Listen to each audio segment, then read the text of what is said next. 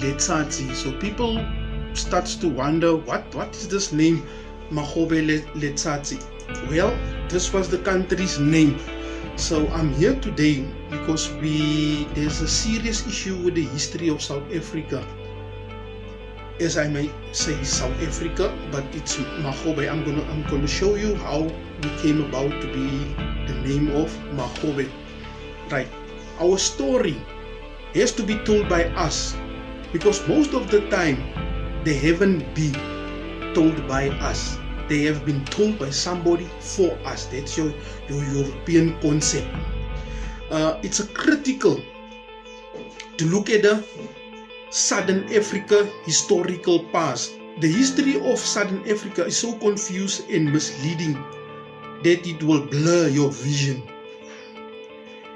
by its endless lies and everyday problems of fighting of land, ownership, race and culture. The gigantic portraying problems started with the European invasion, and in this paper I therefore stand independent. So I'm not funded by anybody outside, I'm independent.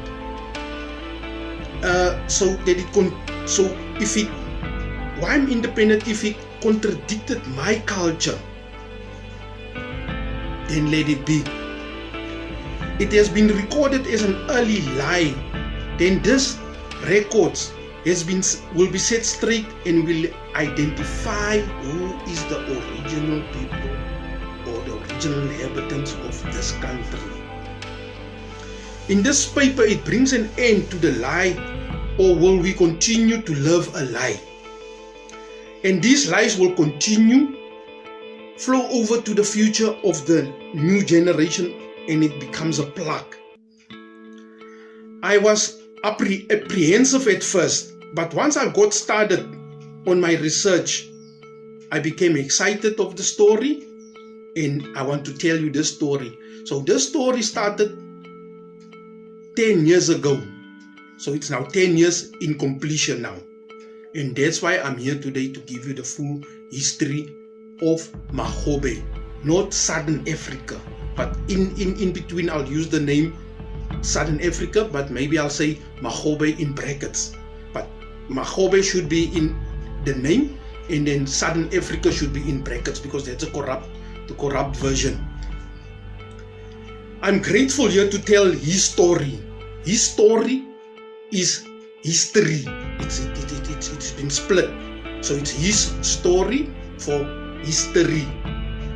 I am today giving the opportunity to tell the truth, which has destroyed and distorted his story by Europeans and some of our own that now lives amongst us. I choose my title. I choose my title, The Royal Bafokeng Paper Kings. But this history that I'm giving you is still unpublished. Why I say Paper Kings, Royal Bafokeng Paper Kings? Because I've started to investigate the Royal Bafokings. It means they are only kings on paper, not from the lineage. They have fabricated their lineage. So people are suspect in Rustenburg and somewhere else that those people are not the real kings.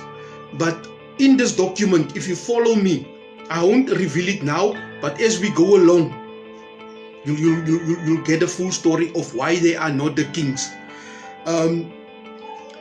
So these kingdoms and chieftaincies have been fabricated, and the history from the original genealogical lineage, that of the inhabitants of the country, has been stolen, and they fabricated the names. The current kingdoms and chiefdoms have been shared, the lineage and the original native inhabitants among themselves.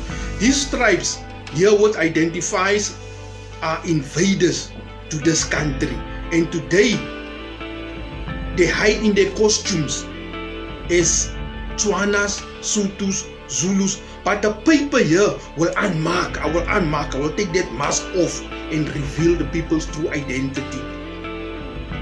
The search of this case study has taken the author over 10 years. That's me, Teddy Snyders. My name is Teddy Snyders. And I'm the author and the researcher of this, you'll see. So the falls of the 11 languages and this of the Rainbow Nation will be something of the past. There can't be. It's impossible that a country have 11 languages. It cannot be. It's either you're a foreigner, and the government knows about it. Our ANC government know about it, but sometimes when they do this commissions like the Nhlapo Commission, they stop short because they don't want. Why don't they investigate their own tribes where they're coming from? The author has stayed independent so that I may tell the story of his story in a manner of what my research reveals as evidence. The false elements of languages of the Rainbow Nation will be something of the past. We have so long accommodated these foreign languages and foreigners ancient and foreigners modern. So what I mean, there's people that already in ancient time came to say they are South Africans, and there's a modern ones that we all know of that have come in as foreigners. But most of us only identify these guys now that came now across the borders, Zimbabwe, Angola and Mozambique as foreigners. But there's people already infiltrated. That's why those people say we are neighbors, we are family, and it's not supposed to be like that. So this is why this document is accommodating all that and making it clear who is foreigner and who is the nationality of this country. In 1994, we have been blindsided by the ANC and stampede like wild or wildebeest into a river full of crocodiles. We know there's crocodiles, there's danger there, but we still jump in it. Once one jump in it, we all follow, and we know what's going to happen down there if you see the migration of the wildebeest. And today, we have suffered worse, and it can be best described as a black colonial ANC government and control with the iron fist, and they think they are gods. So if I want to contend as a president, it doesn't matter who you are, they will not allow you because you're not from the ANC, which is nonsense. So we're gonna come to that. Hell is empty and all the devils are here. That's by William Shakespeare. What is history? This is a question that needs to be answered. According to John Tosh, the word history carries two meanings. Firstly, it refers to what actually happened in the past. Secondly, it refers to the representation of the past in the work of the historians. What we're saying here is the work that I'm giving you now in the present is what happened in the past. Was it correctly recorded or was it misleading us?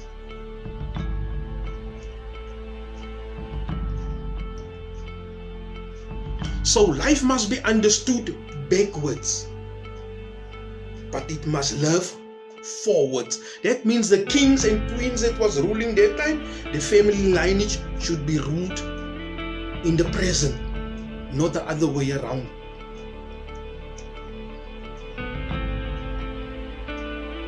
What is doctrine of discovery? That's the other thing that we have. You know, Europeans have come and they say they've discovered gold, they've discovered diamonds, they've discovered you as the inhabitants of the country, they've discovered this, they've discovered that. So where were we if they've discovered all this? So according to Robert Muller in his book, the doctrine of discovery is an international law of colonialism. He describes the doctrine of discovery as an international law which regulates the imperial and colonial competition between European countries as Christian nations on their journey of discovery. The international law facilitates European colonization of indigenous people by justifying the looting of their lands. That's what it means. And their wealth. And in the name of Christians. And the Pope as representatives of the Christ on earth. The colonizing trailblazer of international law are Spain and Portugal. In their colonial and imperial competition to dominate the world, they were later joined by Holland, Britain and France. The doctrine was relied on legitimized racism, since the violent and conquering of Christian nations resorted to the dilution of superior white skin and culture to loot lands and wealth of the indigenous people. And Robert Muller also says, doctrine consists of 10 elements. The elements include first, discovery, conquest, Christianity, civilization, native title, preemptions,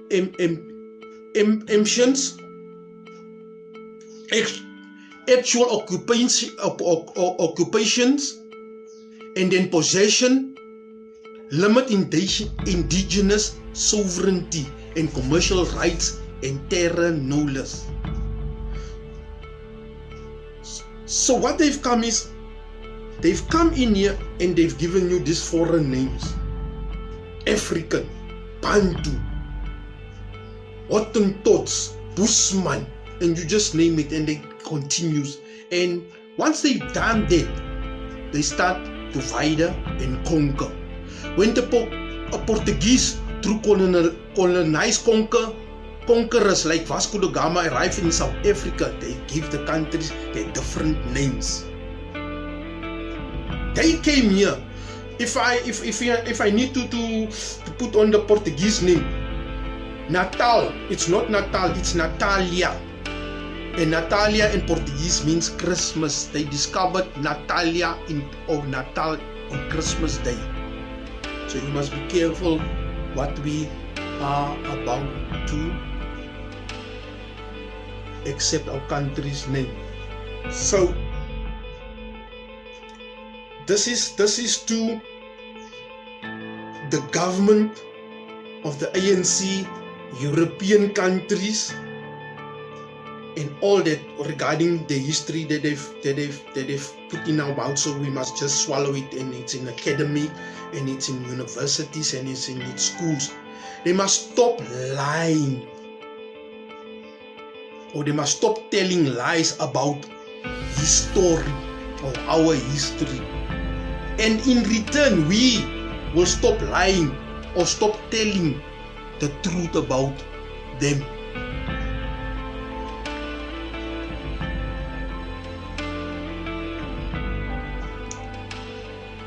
This that I've given you, this history that I've given you, it's not that I've just put it on yesterday or tomorrow or when I've done it over the 10-year period. What I've done is I've taken this history that I'm telling you now and I've tested it against universities, and this is the results. The existence of this paper did not go without being tested. It's like if you invent something new, you have to put it through the SABS to be tested, and it comes back and it says it's been approved. This machine of yours is ABC. It will work. It will done that. It will do this and that. And the same with my concept that I've got here. I've given it through to the universities to see if they knew what I knew, or if what they've been practicing, is it the truth, or is it also another European thing that's going along. The existence of this paper did not go without being tested against universities. My document was not that as powerful as what I present here today. I have used excessive data from Gertrude Meilin Swiegerstitus from the University of the Free State that says Britain and the labor law question in South Africa.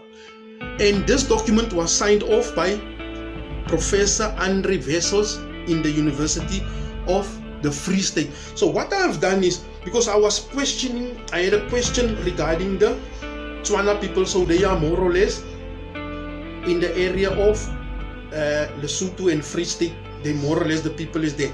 So this is what happened. So I've sent it via email to the professor, and this is the response. I'm not an expert on the topic that your email and attachments refer to, and consequently, I'm not in a position to assist.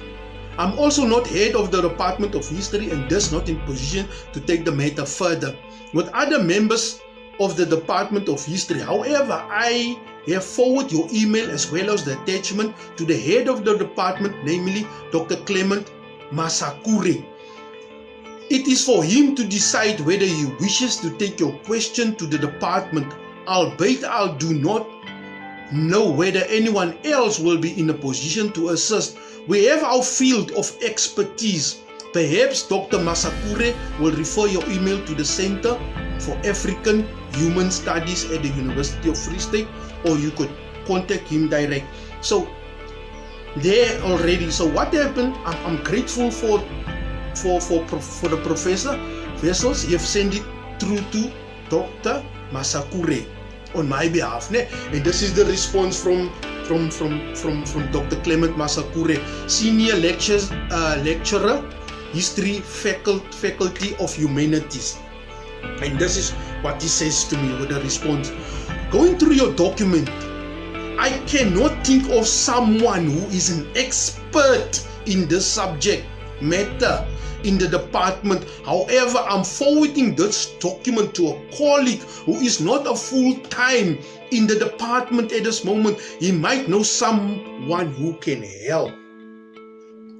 After this, I was never contacted and I never bothered. So there I know my foundation is solid. So I've got a true history. And it didn't stop there. I have also engaged with Wits University on this topic and have contacted Dr. Homotso, the lady, Department of African Language. We have engaged in several meetings and she was so most helpful. When we analyzed the document, Dr. Teledi made the following suggestion: if she can invite of her colleagues to sit in the next meeting when we engage, so we can have a wider discussion, not from one or two perspectives. A date was set, but on that day, the meeting, none of her colleagues pitched for the meeting.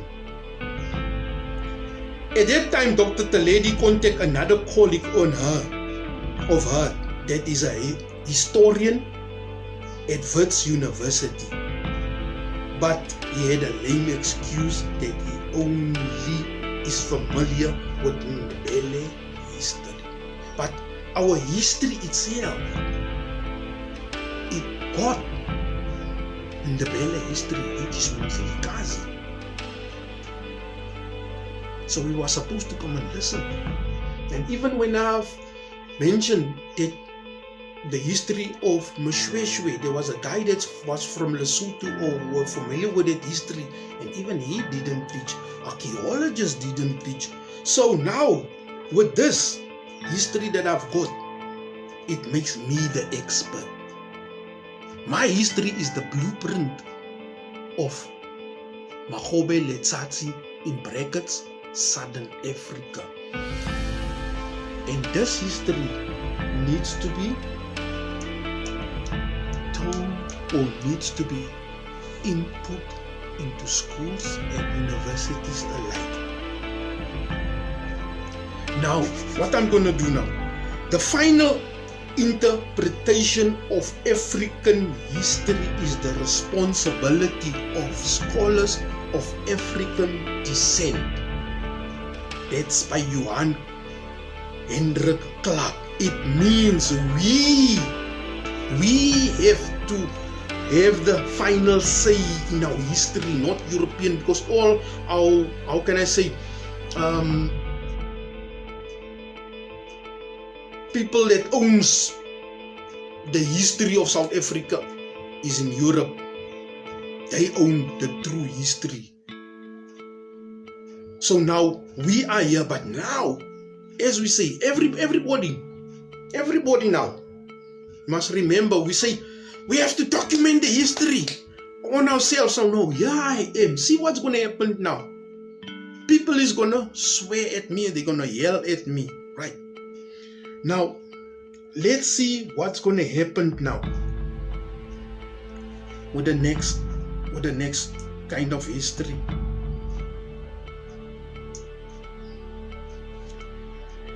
History of Magobe Letsatsi in brackets South Africa.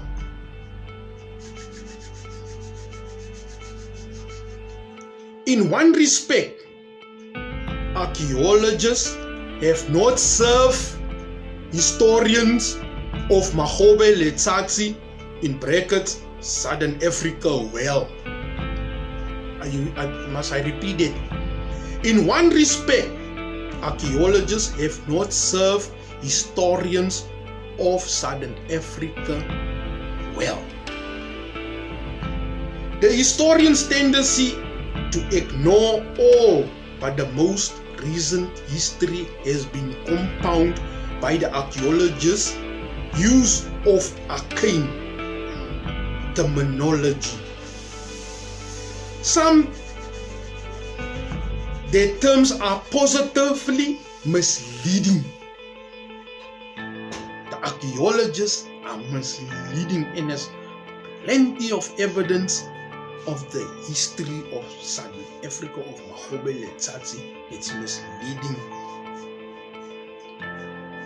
In particular, the following precedents created in Europe archaeology. So they come with the Europe archaeology, they bring it in South Africa, and there we go that way, and we're following their steps. Archaeologists of South Africa have used as their basic categories the term Stone Age, which they divided in early SA, middle SA, late, and Iron Age. So what they mean is, they say Stone Age. Let me first finish this, and then I'll come to what this guy is trying to say here. Those terms are illogical, ahistorical, and incorrectly, and because they confuse the chronological phenomenal with culture phenomenal. The historical, because of their age, do not correspond with the historian's chronology. The inaccurate because they imply that, for example, every member of Iron Age community used iron tools and weapons. They have been discarded by Europeans and other archaeologists in favor of linger the much work in Magobe Letsatsi or South Africa. On evidence available at present, and there has been escalations of sophisticated work on early humans in Magobe Letsatsi in brackets Southern Africa by archaeologists, by physical anthropologists in recent years. It is probable that the humanid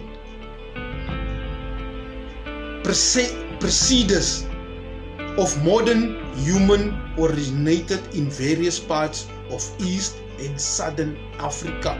That includes the Transvaal, where among the other discoveries, archaeologists have found fossils that have been identified as being in the human continent and have been dated 3 million or more years.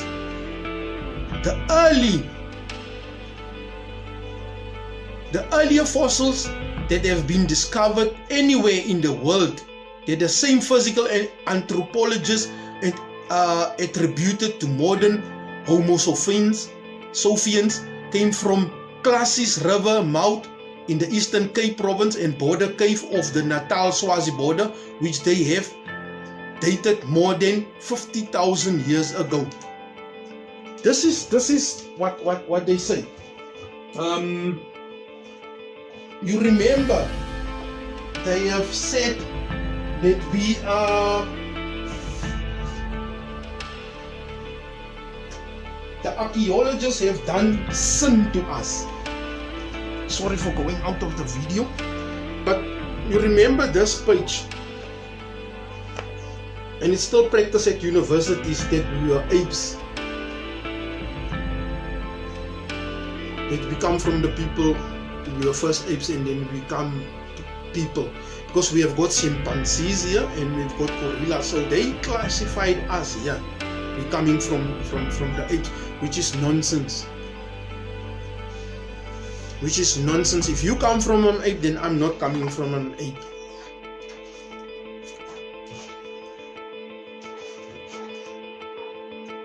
So that history needs to be discarded. Because that's why they've taken us for a ride, they've taken us for fools. If I cut myself, there comes out red blood, and if a white person cuts himself, there comes red blood. If we got the same blood fusion, why is he taking my blood to help him transfer blood, and the same from him coming to me if we got the same blood transfusion? So please, and the universities are still having this homosophian and all this, and our people doesn't come from Stone Age. They knew what was metal, they knew what was iron, they knew what was gold. They've traded way before the Europeans came here. We're the first that knows what was gold and iron. They've traded with us, and that's why all these things at Map. You see, if you know the history of Magobe, nobody will take you for a fool. That's the first civilization. So they didn't bring civilization here to us. We knew already. And if they haven't intervened, then we have proven a point. So we must stand together, people. What I'm doing here, you must follow me. The next clip, I will go into the tribes, but I'm just giving you the brief. So this history is not just for Africans, or what is for Jews, Afrikaners and all that, all the Muslims and everything, Indian, whatever you are from, even if you are in America, you need to know this history.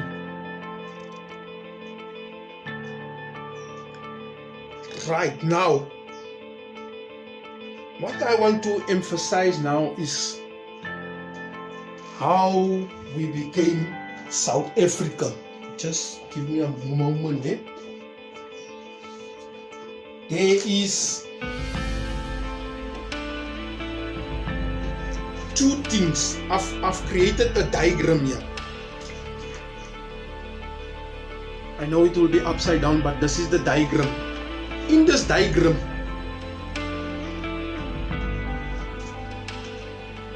it's like, I don't know if people are familiar with the Berlin Conference where they've divided Africa. Britain take this side, Germany is taking that side, and France is taking that one, and the Dutch is taking that one, and the Spaniards are taking that piece of land. That's how they've conquered, that's how they divided Africa. That's why you see when the president of France comes, he just needs to go to certain colonies and stop. Then he get out. If America comes, he just needs to go to certain countries or certain continents out. He can't jump from this continent and coming into America continent, and America continent can't go into France continent, and the British government can't go into where he didn't rule. That's why you see that if they do that state visits, please take note. Then you'll see we are still colonized. They still got it like that. Now what I've got it is the same here. We've got the Cape Colony. We've got the Orange Colony, Oranje Colony. We've got the Natal Colony, and we've got the Transvaal Colony. So these four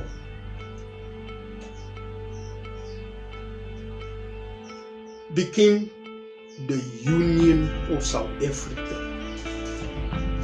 So from here, these four colonies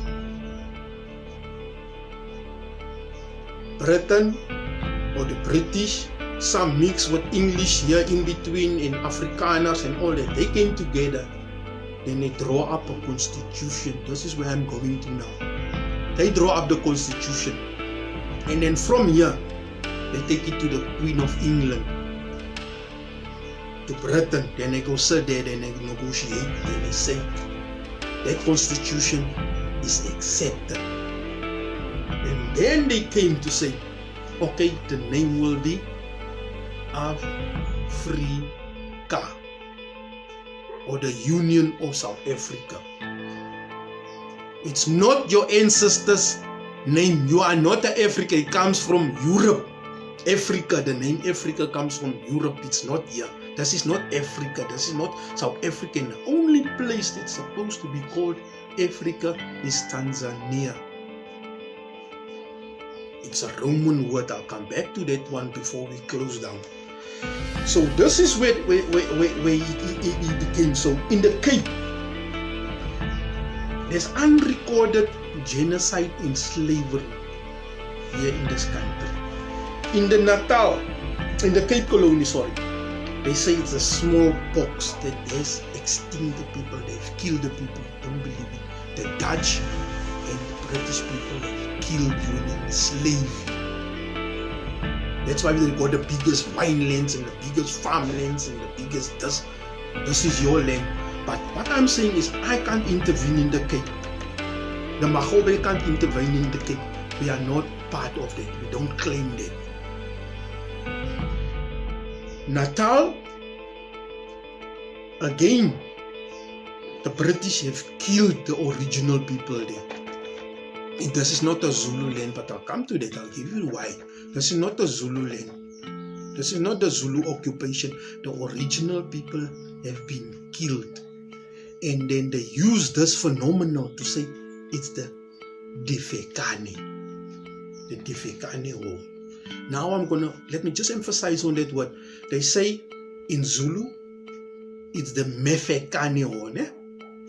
And then in Tswana, they say it's the Lefekane War, the L, that's ancient. And then when it comes over, it becomes the D, the Defekane War, which is the same, which is Shaka and Mzilikazi that causes the Havoc. Now, why would a person here in Natal says Mefekane War, and then you in Lesotho you say Lifekane or Difekane War? So that means you were the same people. Why didn't, if it's not my mother tongue and it comes to me here in Transvaal, and you say that war is the Mefekane War, I'll say Mefekane War. Just like we say it's an Anglo-Boer War or the World War II, we all use the same concept. So that means those people in Lesotho is the same as these people in Natal. They are one family. Now you have the Oranje colony, which was President Brandt here, and you have the Transvaal, which is the Afrikaners. But now here, they came and they say the land was empty. This is what the doctrine of discovery means. They say it was an empty land. So all of these have lied. So now these liars have concluded a constitution that we are still sitting today with it. It was not written by the people for the people. So our ANC government, let's go further, or let's fast forward. Now we've been discriminated. Our skins were being pulled off because you're black. Now if I put this paper against my face, which one is black? Yeah, this is black, I'm not black. There's no such person as a black person. Let's talk the truth. Now these people went the Afrikaners and English and France mix, whatever. It's a mixture of people here because they were settlers. They came here and they took the land and they ruled it. And in our own land, you couldn't own your own land. You were being chased off. And they made this Bantustans. And those that ruled the Bantustans were picked by these same people. And the same people are ruling today to say he's the chief and he's the king and he's the prince and he's the what. The same people. So the government stopped short. They're supposed to sort this thing out 1994. Even if we went into civil war, they were supposed to put this thing straight. Now we came to fast forward a little bit. So now they come and they build the union building because of those four coming together. Now it's making them the union where they said now those things they think they are gods. Now they're sitting there, the union. But where does this building comes from, the union, if they know this history? If you take Magobe, the mountain, the kings were living on top. That's why you have all that 102 skeletons found on there. The kings were living on top of this mountain. Only the king and his wives living on top. And the other people, his brothers and everybody is at the bottom. So you have to come through the brothers to go to the king. Now the union building is building the same concept. They steal an African culture and they make it.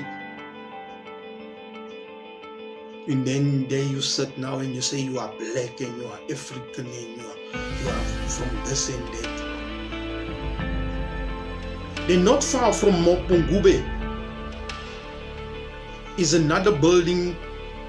I think it's Grieswald, the farm Grieswald.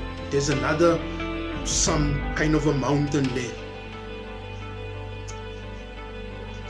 That mountain of that hill is another copy of the Voortrekkers Hoogte. They've copied that thing and they've made the Voortrekkers Hoogte and they've made their monument. So what they have done is the culture.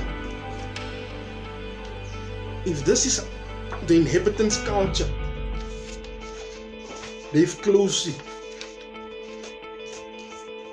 So they become white only. If I need to say white, but there's no white person, but the person of a different pigment, skin pigment. This is what they have done.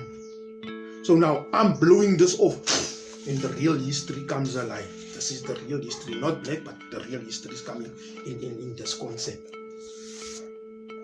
Now, what I'm going to do now is Ramaphosa. He's been called a skillful negotiator and strategic, who acted as the ANC chief negotiator during South Africa transition to democracy.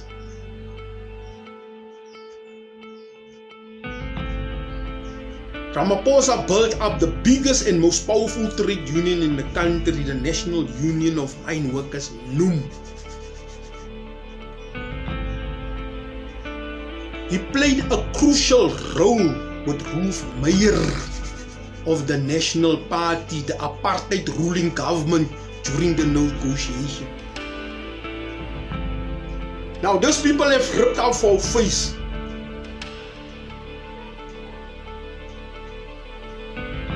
This National Party, ne? And here comes Cyril Ramaphosa and this, they negotiate the constitution. That same constitution that went to England, they negotiate on this constitution. What must be taken out and what must be left? What do you think, what was the most thing that was supposed to be left behind? That they mustn't touch. Because you must remember that constitution, it denied us by owning our land. So the chief part was to say, don't take the mines. The chief land, that is the chief negotiation. So they have sold us out. Now, ordinary people, we're gonna suffer if we don't come together and stay so big. So what I'm saying is now, the next, or let me somewhat iron it out here. Right. So now we have a guy that have denied us, that have killed, that have genocided people, Ruth Meyer them in apartheid government. And we've got now Mandela and Cyril Ramaphosa, they negotiate on behalf of us. On behalf of us. Not the people. The people, they were supposed to throw this thing out to the people to say, we've been threatened here by your Oppenheimers, your Ruperts and all these other guys, and the queens of England and the kings of Netherlands. We're not going to sign anything. They want to threaten us not to take back our land. That's what's supposed to be happened. We're supposed to be fighting. So we have been the same like Zimbabwe, but Zimbabwe now is a case study for us not to fall into a trap. So now with Zimbabwe and all these other countries that's been sanctioned by America, we can form one. The United States recently issued new sanctions against Zimbabwe, and I think most people's reaction is going to be, why the hell are we going after Zimbabwe? When you think about the countries the US is punishing with financial and trade sanctions, most people know of Iran or Cuba or Venezuela. But the United States has actually maintained a severe sanctions regime against Zimbabwe for the last 21 years, and it hardly gets mentioned in the media. And the worst part is, these sanctions were essentially put in place because Zimbabweans took back their own land from European settlers. Here's what you need to know. Zimbabwe, like many other regions of Africa, was colonized by European powers in the late 19th century. The various European powers met at the Berlin Conference in 1884 and divided up the continent, deciding which powers would control which regions. The British Empire, one of the strongest European powers at the time, decided that it would take massive portions of northern and southern Africa, including Zimbabwe. The man responsible for overseeing Britain's conquest of southern Africa was Cecil Rhodes, an arch racist and an unabashed defender of European imperialism and colonization. To give you an idea of how he thought, here's Rhodes in his own words. It is our duty to seize every opportunity of acquiring more territory. And we should keep this one idea steadily before our eyes, that more territory simply means more of the Anglo-Saxon race, more of the best, the most human, most honorable race the world possesses. And by the way, this is the same Rhodes that the Rhodes Scholarship is named after. In 1890, Rhodes led the British conquest of Zimbabwe and named it Rhodesia, after himself. A little over a decade later, the British controlled 3/4 of the country and made the indigenous Africans tenants on their own land, forcing them to pay fees and taxes to live on the land that rightfully belonged to them. Taking the land and all the valuable resources that came with it made the British settlers incredibly wealthy. On the flip side, having their land taken, Black Rhodesians were forced to become wage laborers, working for the white landowners for barely enough to scrape by. The typical white neighborhood in Rhodesia had big luxury houses with big lawns and gardens, while most black people lived in cramped substandard housing. The only black people that lived in the nicer white neighborhoods were domestic workers, who took care of household labor and landscaping. They lived on their white employers' properties. The white monopoly over the land also gave whites a monopoly over the Rhodesian political system, which was dominated by whites despite the fact that the country was overwhelmingly black. To give you an idea of how skewed Rhodesia's political system was, in 1976, Rhodesia's black population was over 6 million, while the white population was only 250,000. Despite this, of the 6 million black people in Rhodesia, only 9,000 had the right to vote. This allowed white voters to elect 50 members of Rhodesia's parliament, whereas black voters only elected 16. Many in the United States understandably compared this to Jim Crow. Rhodesia's Prime Minister Ian Smith famously declared that he would never support black majority rule in the country, not in 1,000 years. The government was so committed to white minority rule that it would go on to draft every white man under the age of 38 into the military to fight a bloody war against black liberation fighters instead of making concessions to them. However, no amount of conscription can change the reality that this country did not, nor did it ever, belong to white people. They had merely occupied it. Recognizing that a white-led government in southern Africa would never last, in 1979, the Rhodesian government pressured the black freedom fighters into an agreement called the Lancaster House Agreement in an attempt to salvage some semblance of white power. The Lancaster House Agreement reserved parliamentary seats for whites, and instead of simply returning the stolen land back to its rightful owners, set up a market-based system called willing buyer, willing seller, where the government of the newly named Zimbabwe would have to buy their own land back from the white farmers using foreign currency. The value of the land would be determined by foreign real estate companies owned by these very same white farmers. Zimbabwe's newly elected president, Robert Mugabe, who had become a preeminent leader in the liberation struggle, tried to adhere to the Lancaster Agreement, but progress was slow. For most of this time, Western powers praised Mugabe as a kind of moderate, reasonable force. But even a decade after the end of the war, in the fall of Rhodesia, whites still controlled the vast majority of the land. In 1998, it was estimated that 95% of the economy was owned by white people or foreign investors. Many veterans of the Liberation War were getting tired of waiting.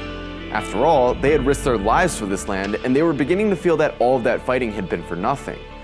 The war veterans started occupying the white farms on their own accord, and Mugabe then gave the veterans the government's backing. In direct response to this policy, the US Congress passed its first set of sanctions against Zimbabwe, freezing Zimbabwe's credit. For the next 21 years, the US, EU, and Canada would go on to repeatedly punish Zimbabwe for what amounts to taking back its own land. The latest round of sanctions is just a continuation of this neocolonial history. After a 2-week trip in Zimbabwe, the UN Special Rapporteur on Sanctions wrote a report calling on the various countries sanctioning Zimbabwe to lift these measures because of the devastating effect they had on the country. The report describes a country unable to develop because the financial sanctions against it prevent it from accessing credit and trading on the international market.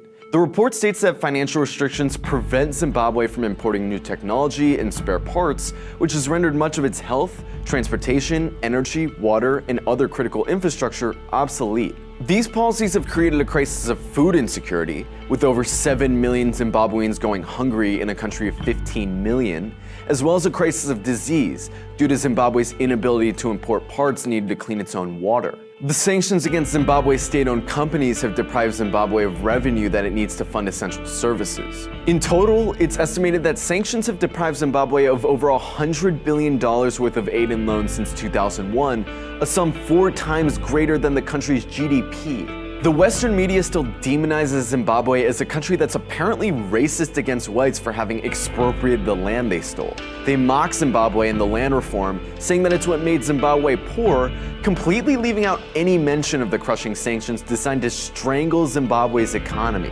Western governments love to talk about respecting property rights. But what about when a whole ownership structure is premised on racism, theft, and colonialism?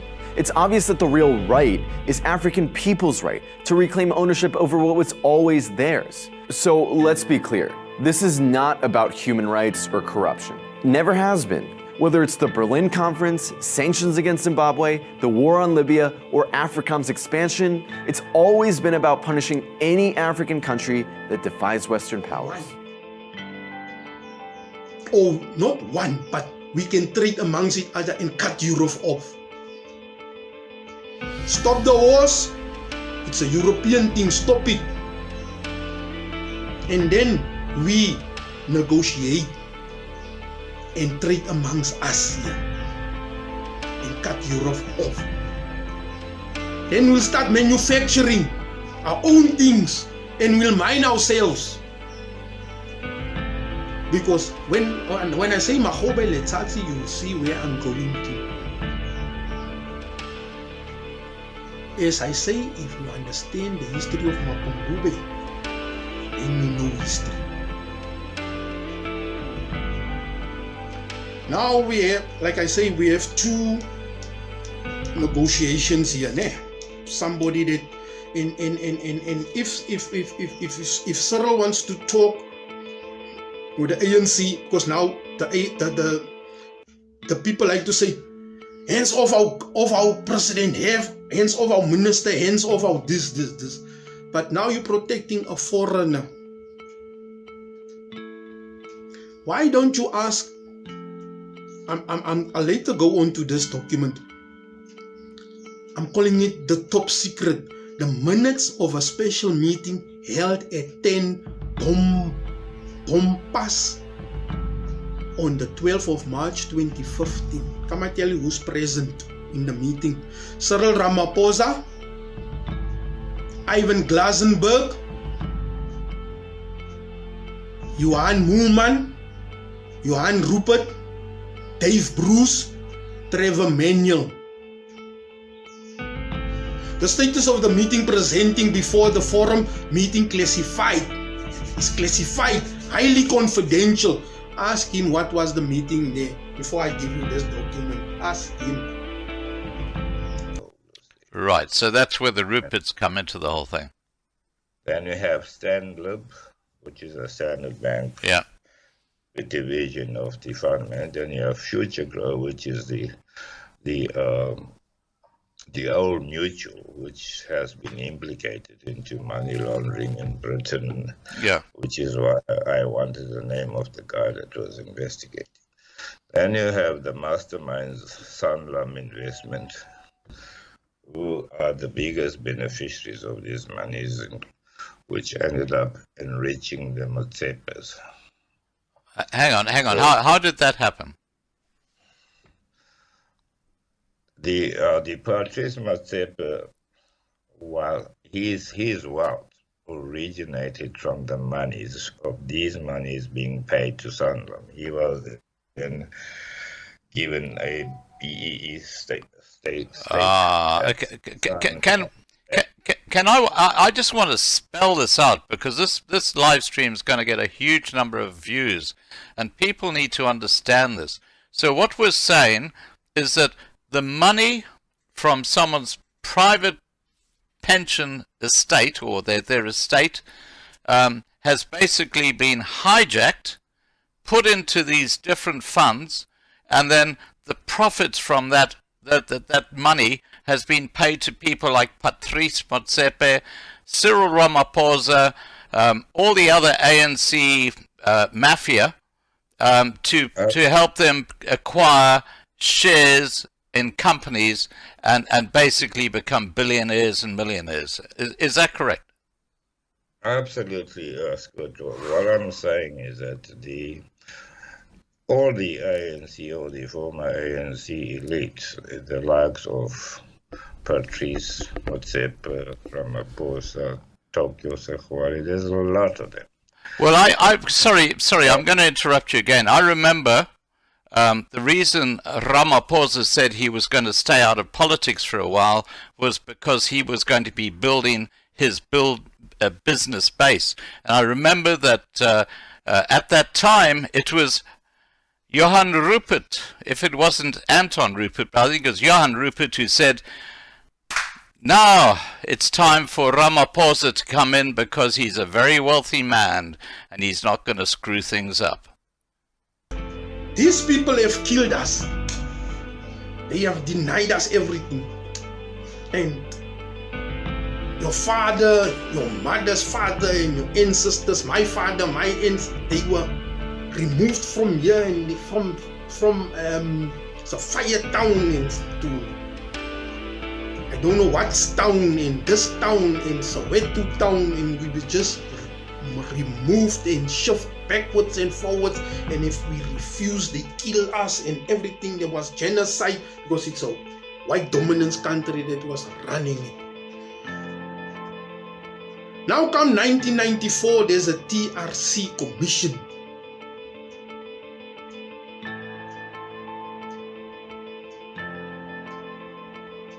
Nobody got prosecuted for their evil deeds.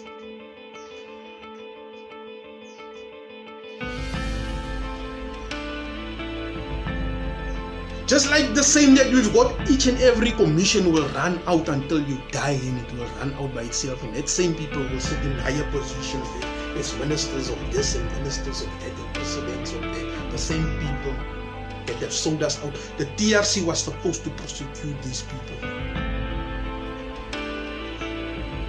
Now I'm asking, in the Truth and Reconciliation Commission, why is there always pastors and priests in these things? Why? Bang, now it hits you. Now you say the missionaries of that time have sold us out. And it's true. But the missionaries, they didn't come here to preach us the Bible of the Word of God. They come to destroy our language and to teach the foreigners the real language of the inhabitants. Now the same with the TRC, what happened? They cried, we must forgive and forget. But why did it? What happened to our people? They've even killed, chop off his head. Here's Magobe.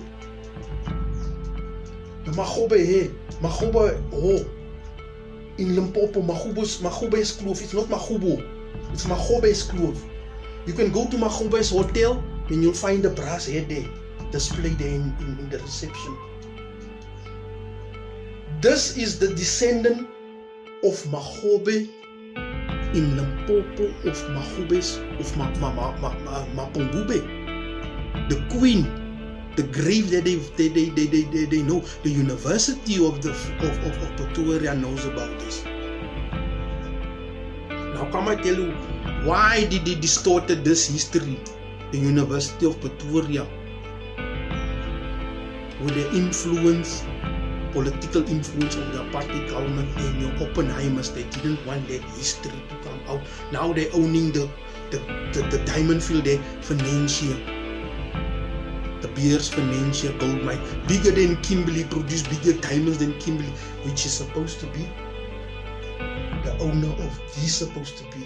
All 524 mines belongs to this man. He owns all these areas. Limpopo, Oranje, whatever. Now Oranje, let me come back to Oranje. Now you have Oranje Free State and you have Oranje now. Now we have two Oranjas, two Maboers, or two Africans. The one Oranje Free State is now mixed with a mixed culture, and Oranje is only white. Welcome to Oranje, a remote farming town in South Africa's Northern Cape. It prints its own money, runs its own banks, has its own holidays, and manages its own affairs. Sounds like the perfect township to relocate, right? Well, hold your horses. To enter Oranje, you have to qualify on certain parameters. The foremost is the color of your skin. It has to be white, because Oranje is a whites-only town. The uniqueness is too obvious to ignore. Wherever you go in this township, you will only find Afrikaners. White people with Dutch ancestry. They do all the work, from playing the piano at the church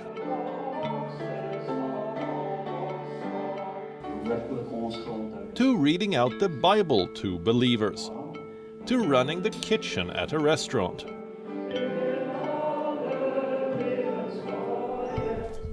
to even gardening at orchards. All jobs, big or small, are reserved for white people.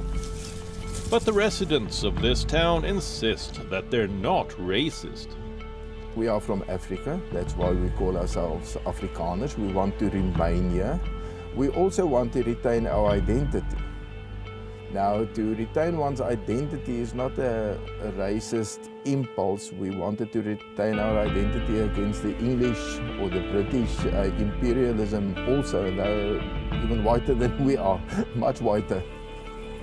Oranje is often dubbed as the last outpost of apartheid, a system of institutionalized racial segregation. South Africa abolished apartheid in the 1990s, but the legacy lives on in Orania. In fact, the township was founded by the son-in-law of Hendrik Verwoerd, South Africa's former prime minister, who's considered to be the architect of apartheid. Verwoerd's bust lies at the museum in this township, serving as a reminder of his beliefs. As for Nelson Mandela, the man credited with ending apartheid, the people of Orania don't really hold him in high regard. I don't think that I can see him as a hero because he's part of a whole package. Mandela is part of a whole package, and as Mandela, all the other leaders within the ANC make a contribution to create some policy that is from our viewpoint not necessarily for the best of this country. Mandela is not a hero, they say, and they're not racist, they insist. So what is this town all about? An attempt to protect their culture. This township is legal as per South Africa's constitution. An article defends its right to self-determination. But Orania's ambitions could soon spell trouble, because the people here say their next goal is the creation of an Afrikaner republic, a white-only autonomous region within South Africa. Bureau Report, we on. Follow this one.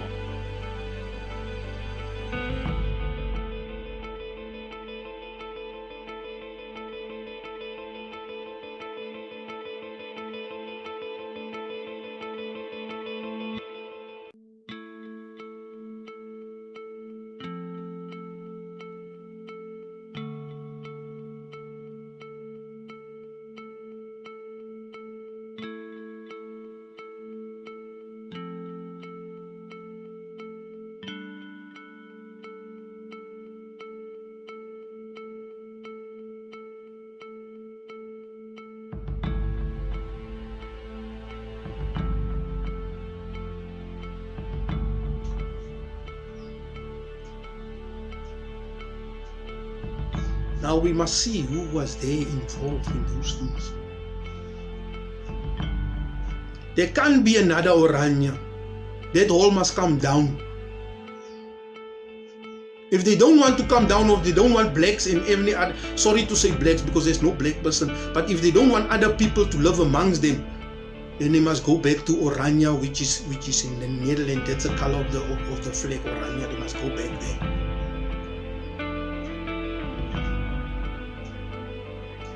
But there's one thing I wanted to say. Land first, black first. Please, you don't know what you're talking about. I'm not sure about the Ministry of Land. And tell us quickly about your Hands Off Zuma campaign that you guys at the BLFF have started. We started this campaign sometime last year, and this campaign really has come from our shock when we saw the president of Brazil, who was democratically elected, being removed by white monopoly capital linked to London again. Yeah. And they organized to actually get rid of a president. And we in South Africa looked at exactly the same moves. The civil society, things like Save South Africa, are all organized and funded by white monopoly capital and imperialism. Johan Rupert came out, one of the biggest land, in our view, land thieves in South Africa. We call him that. And he came out and said, Zuma must go. We said, wait, something is wrong here. We must defend our president. Yeah. However, we say, hands off Zuma, not willy-nilly. We say, you must do certain things. We want land to President Zuma. And we are very happy again. President Zuma has come out. He's the first president. Our people need to realize President Zuma has got many mistakes. But on the big questions, he's coming through. He says, the first president in this country, land must be returned to black people without paying for it. This is a critical question. Now we see in the economy as well. Land without compensation from the African farmers. You're not going to take the farms. You leave the farmers. We must eat, and those people produce our food. We're not going to fall the same, even if this land is all to Magobe. I've spoken to the people already. We're not going to remove farmers. We're not going to take the farm lands from these guys, because what is the poisoning here? The farmers are Afrikaners. If it's so that the British and Afrikaners doesn't sit, so they influence. Yo, when I'm sit, Where were you when I'm dream? So fast, Kichi, hey boy, so fast, Kichi, hey daddy, Kichi, Kichi, Kichima, Kichi, Kichi, Kichima, Sibram Konto, Alaye, Sibram Konto, Alaye, shoot to kill, Kilawa, shoot to kill, Namaza. Kiss the poor, the farmer. Kiss the poor, the farmer. Brr, pa, pa, brr, pa, pa. Attention.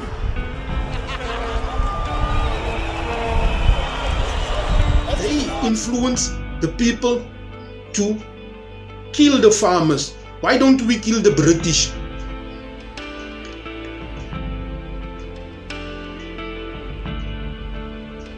We're gonna do a case study. Zimbabwe is our case study.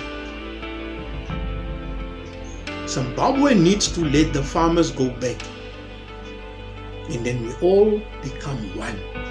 And the farmers, or the Magobe family, will sit with you and you tell us what's the right way to go forward. Not we telling you what to do and then the whole food chain is going down the drain. No. But the mines we're going to take. Whether you've got a cement mine, a crusher stone mine, coal mine, everything belongs to this guy. When I'm going to give you the lineage, you'll see. Now, what I'm going to say is here, most of the original people, I'm going to call them now Tswanas for now, of Rustenburg, has been forcibly removed and been enslaved.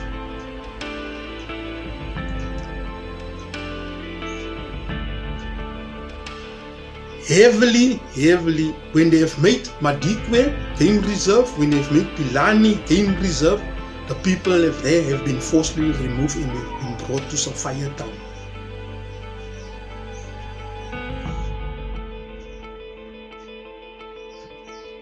And then they've made Western Township. Before it became Western Colored Township. I'm also from there.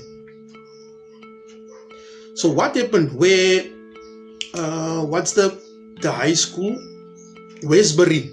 Where Westbury is now, there was houses there. And from Ondekkers right through till where Phillips used to be, it's now the traffic department. There's a fence around it. There was high fences around it. So when the people come back from the mine, the people of Rustenburg, then they go in there and it will be locked. So it was a concentration camp. And that streets were Tabeta, Paul Mashlangu, and people will bear out that state. That was the old names, Paul Mahotlo, and I don't know what else names. So that was first, those people, and then from there, what they do, it's not, you must remember people, sometimes it's not the forceful removal. Ne? What's happened, there's some pimpis inside the camps. People that listen to the story, then they go tell. And they say, no, this one says that, and that one says that, and that one. So what they do, when the Afrikaners come in, they analyze, oh, this one, number 4, what, this stays there. So what they do is, when they remove the people, they split them. They split these two. It's maybe the happen. Say like me and somebody else here, we two will not go to the same place. They will take me to south, and they'll take this one to the east, so that we can't communicate anymore. This is what they do. Now they say it's a forceful removal. Can be classified also as that. So the people realize now, man, by the mines, it's slavery. So we must tell our people not to come back. So how does this thing come that the people must go to the mines? Right. Now we have to go back to Cecil John Rhodes. and then they implemented taxes, hard taxes. So this house is actually a hut. So I have to pay taxes. So to pay the taxes on my own father's land, I have to pay tax for this hut. So I have to go and work because I don't have the currency yet of money. And this is the taxes that we're still paying today. So we can even do a tax revolt. And this BEE of people, other people's companies that you've taken me on, and I become a CEO and I get this big package of salary, it's wrong. So you must fire that guy or her tomorrow when you get this video. Fire her. Let the government go pay her. That BEE is nonsense. They are not, if I go further, they're not supposed to implement such acts. It's a silly act, it's a stupid act, it's robbery, it's fraud. Now I'm gonna come back. Where must I go now? Must I go now to the TRC? Have failed us. They've used Tutu as a missionary here. Finish and clear is the story. And nobody has been prosecuted. They all have died out. There's people that's still crying blood. They've lost their relatives and the TRC have done nothing. The Masikana will run out the same. Because Cyril, Lonmin mine is not Lonmin, it's London. It's owned by the Queen. Crown Mines was owned by the Queen of England. In our own country, they're still stealing our resources to make them rich. Now the pound and the rand is there. Where the rand is supposed to be here. It's all our resources, so we're gonna take back. We must take it back with immediate effect, people. Stop playing politics. Now, this guy. Let me just do. Now, there's a document, they call it the South African Catholic Bishop Conference briefing paper of 2015. What I'm saying now, you remember I've told you about the Union Building in the, what's his name, the Constitution was taken to England and they have decided it's alright, we do it, it's alright. So this document is backing me. It says we've got the same Westminster Constitution. Our parliament is set out the same as England. The same. No difference. We set out the same. So it's a copy from there to here. So nothing has changed since the colonized period, the apartheid period. It's the same. So now I'm saying this constitution may not be accepted, and I do not acknowledge pre and post precedents in the same. You must do the same.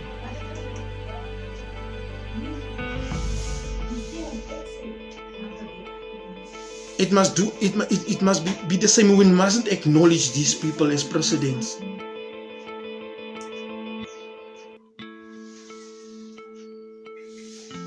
Because there's one person missing in the negotiation. When they do that thing of the Union Building, the British have given them the assurance that they will not hand the baton over to the original people, but they've given it to the Afrikaner, the baton.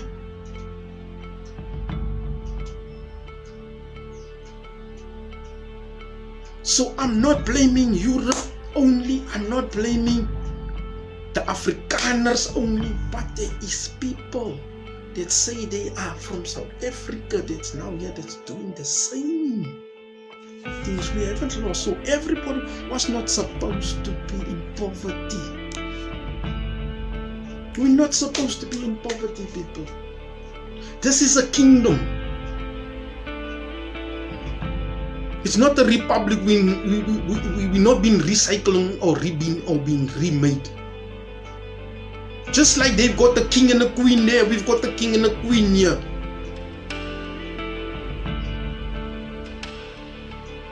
This is a kingdom. They couldn't, when they came here, they couldn't accept it that this guy Magobe rule 95% of the country, what is now South Africa. It's his land. And nobody have got the title deeds from this guy or the right to mine.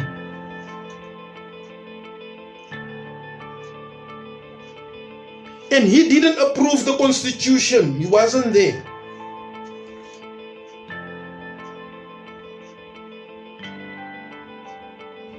Who is Cyril Ramaphosa? Who is Mandela? Who is President Mbeki? Who's Jacob Zuma? Who is Verwoerd? Who is Jan Smuts? Who is all of them? Who is the clerk? Who is this? Who's your potgieter? Who's your what? Please. You're putting the history straight as it's supposed to be. This is all I'm going to do, and we're not going to kill this person, we're going to kill that person, we're going to kill that race, and we're going to kill that race. So we're all going to become one, and we're going to work forward, and we're all equal. And these people will tell us.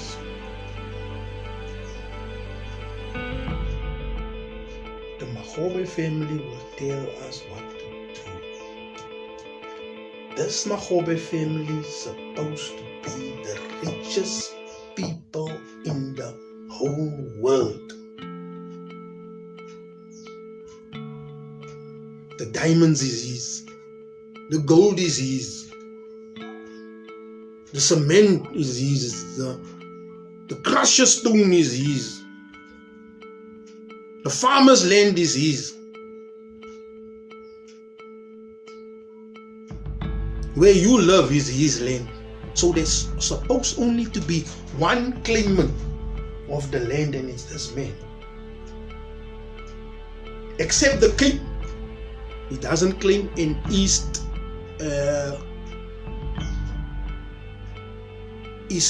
Cape. He doesn't claim because there's no data for that. But all the land belongs to this man. The missionaries have bought land on behalf of the Royal Bafokeng, and we have sent 500 men down to Kimberley to go and buy the land, come and work and buy the land. Now people, in your real mind, I wish I can do that.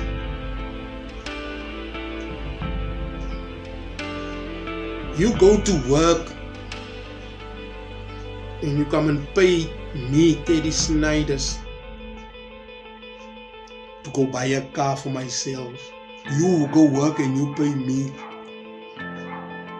You go work and you give me your money and I go buy food and you don't have food.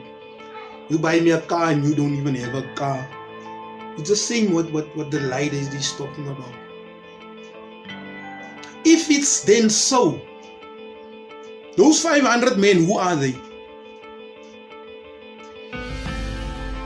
Now it's only a Bafokeng or a Tlegi there. If your father have contributed, why is it not his land? If my father have contributed, why is it not my land?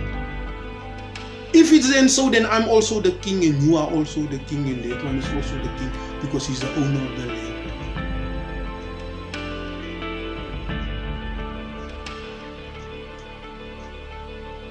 Mama Hopa, Ramapoka, Pilani, who's the other one? Mohale, Moletlegi, they all are liars and they are not kings in chieftaincies.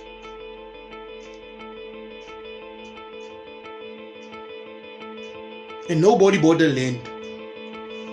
And it's not supposed to be a communal land, it belongs to this guy, Magobe family.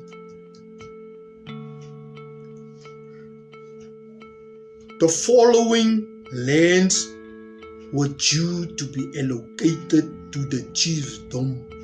Allocated. Not bought. Allocated. And the following chiefdoms got land from the Native Commission, which was Shepstone. Some farmers that didn't want to go with us, their lands were taken. Their inhabitants, they were taken. And some of the people that's been enslaved here in the Transvaal that couldn't go back. Because Kruger have closed the road so that they don't tell the people there in Rustenburg or Magobe, hey, don't go to the mine, it's slavery there. What they've done with those people there in Sapphire Town, in those ones, they've taken them to Meadowlands in Pumville. Those are the other original people that's supposed to be there. Claimants of those people, claimants of the farms under this man.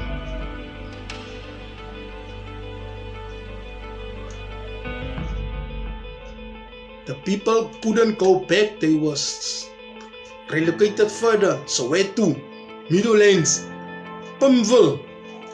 You don't go tell that people what's happening here in the Transvaal, which that is also the Transvaal.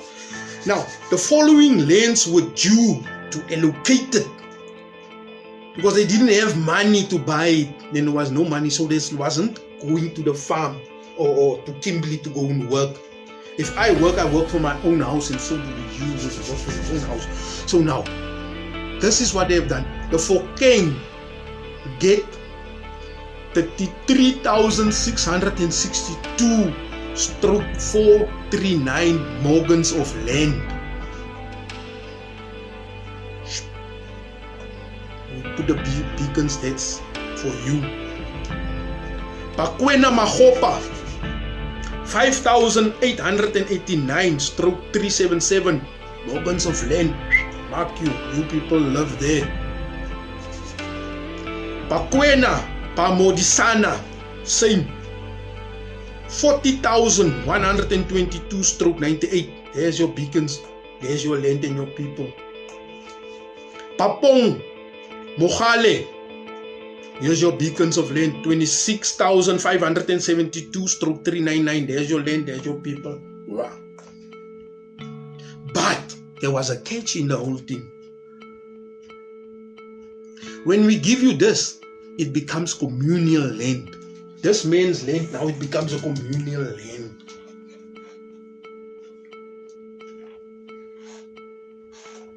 Now you ask yourself, who am I? I haven't identified myself. Who is Magobe? Right now I'm going to give you a true history. I've got a lineage here in front of me. The first guy to rule at Mapungube, 980. His name was Ramanepe Napo Letsatsi. And the emblem is not Bakwena. Those people doesn't even know what is Bakwena. And they are not real Bakwenas. They are not people of the crocodile, please. We know what, if you got this book, I'll show you one day what is the correct people of the Kwena. So their emblem is the Val Reebok. The Val Reebok, the small one. Now this Reebok, now you're going to listen to me nicely, was also a copy what the apartheid government have done. This inhabitants got the Reebok as the emblem. Our rugby team have a Springbok. So we're going further, ne? Listen now. The second, so now it's universally agreed when they have done this lineage.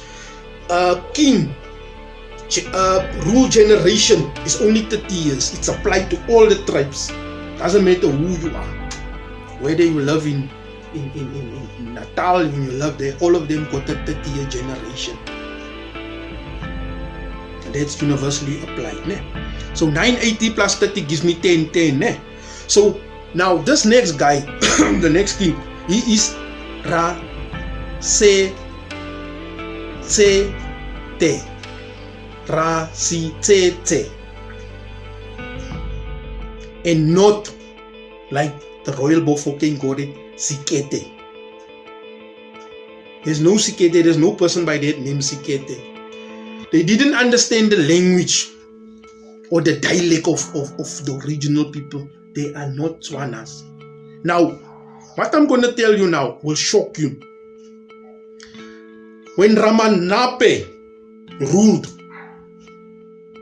the tribe was called Ramanape to the king, and they speak Sinape. Can I put it like that? When Sitsetse ruled, the tribe were called after him Rasitsetse, and they speak Sitsetse language, but it's the same language. It's just the name that's changing. Mutla, which is a hare, a rabbit.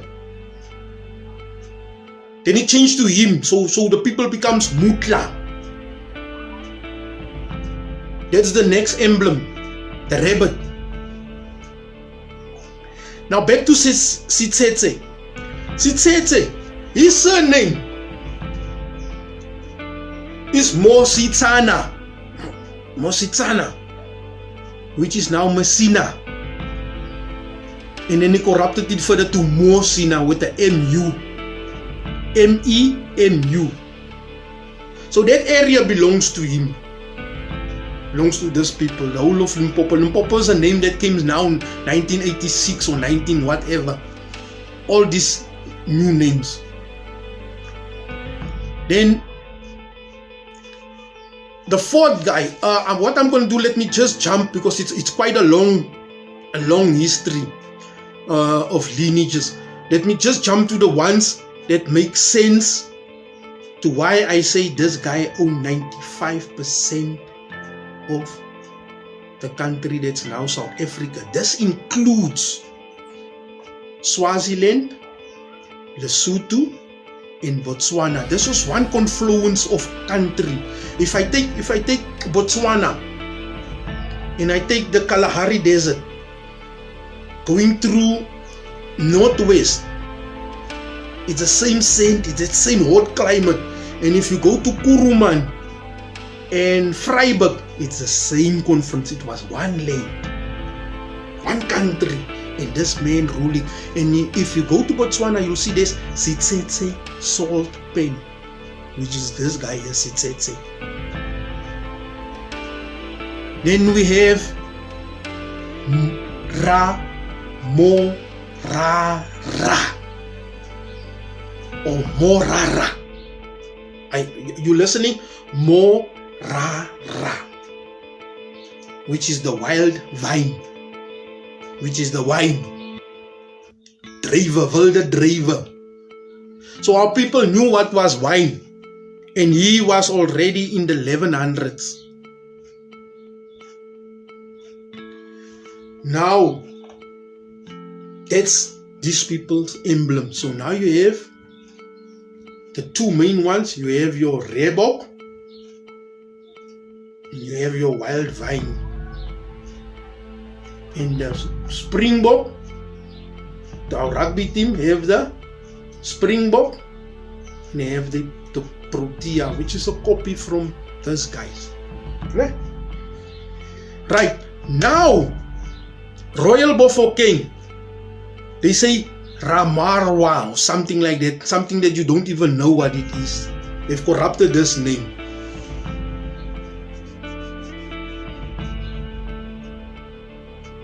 The Royal Bafokeng is corrupted this name. Now I'm going to the following one, which is the seventh king. He ruled in 1160. His name is Ramiluwane.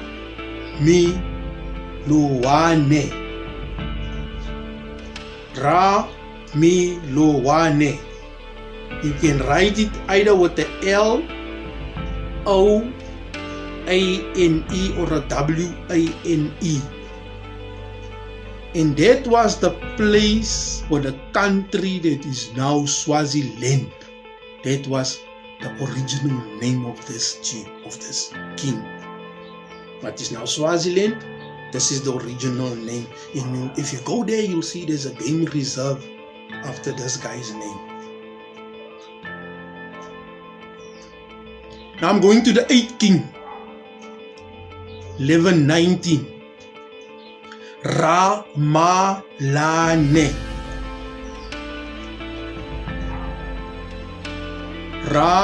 Ramalane. Corrupted as Imalalane Mpumalanga. That was the ruling king there. And they spoke, now according to each chief change, or each, not chief, the kings, as it changed, they speak that language, but it's not different, but they just say Simaramalane to that king. But that name becomes extinct as the next one takes over. Now I want to go to the 14th. The 14th one, which is ruled in 1317.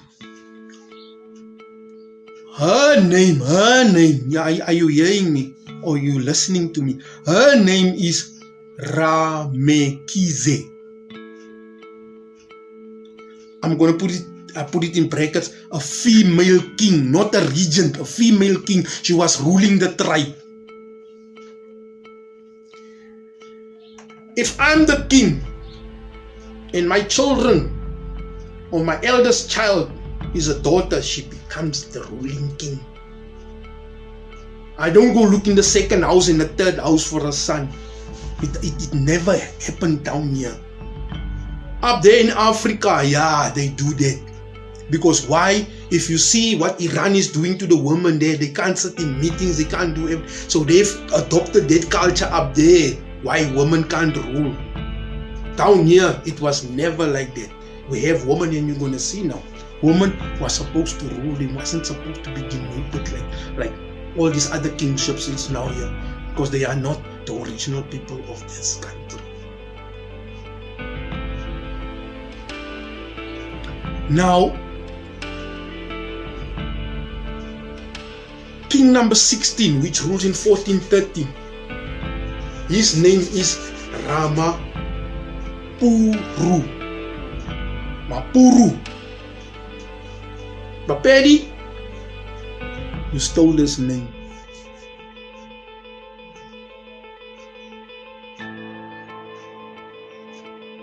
Now I'm going to the 17th one. The 17th one ruled in the 1460. And that king's name was Ratswane.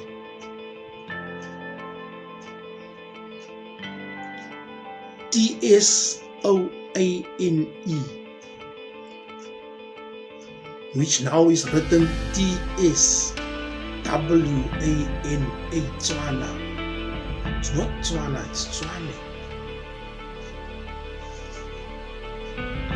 That's why people couldn't find out where does this name come from, Tswana. Even the universities today, they battle where does this name come from, Tswana, because it's corrupted. The people were called Tswane, and they speak Tswane. And then Potgieter came and closed this name, and he says Pretoria. And then Mbela or the Venda come and they say Tswane. T-S-H-W-A-N-E.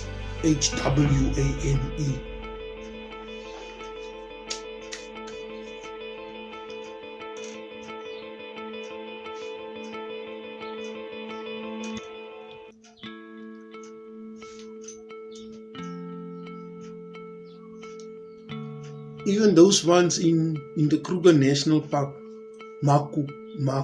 Malulekele, that have claimed the Kruger National Park belongs to them and it was given to them in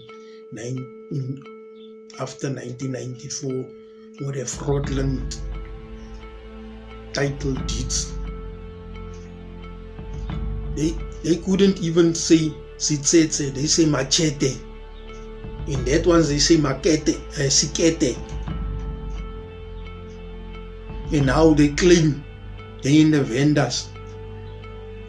They claim the ancestors are the ones that was loving all those 102 skeletons. That's the ancestors, the Venda, the Tsongas and the Tswanas, that's the not Tswanas, Sutus, that's the they claiming that's the ancestors. But if they knew it, why didn't they tell them about this history, those of Royal Bafokeng? Because here's the whole lineage. You can see they've pasted their names under. That's why I'm calling them the Paper Kings. Now, if I go to number 23, 1640, there's another a female king. Her name is Rameloli.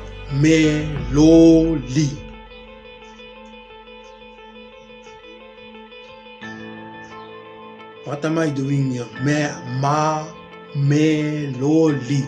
You must remember the L, which they say have become a D. Liale, Diale. Now, Mameloli is actually, which is now corrupted, is Mamelodi in Pretoria.